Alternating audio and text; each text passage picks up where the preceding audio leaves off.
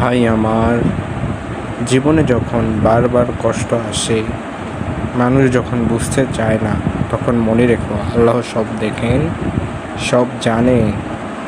কুরআনে আল্লাহ তাআলা বলেন, নিশ্চয়ই আল্লাহ ধৈর্যশীলদের সাথেই আছেন। এই আয়াত শুধু কথার কথা নয় ভাই, এটা এক প্রতিশ্রুতি, আল্লাহর প্রতিশ্রুতি। তুমি যদি ধৈর্য ধরো, যদি অন্যায় না করে চুপচাপ সহ্য করো, তাহলে আল্লাহ তোমার প্রতিটা অশ্রুর হিসাব রাখেন। যখন সবাই তোমাকে ভুলে যায়, তখন আল্লাহ তোমার নাম ফেরেশতাদের সামনে উচ্চারণ করেন। যখন তুমি কাঁদো, তখন আকাশের দরজাগুলো খুলে যায়। ধৈর্য মানে চুপ থাকা না, ধৈর্য মানে বিশ্বাস রাখা যে আল্লাহ দেরি করেন কিন্তু অন্যায় করেন না।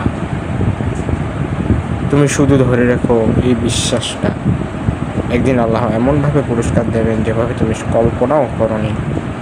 লাইফ বুস্ট, ইমানের আলোয় বদলে যাও নিজের জীবন।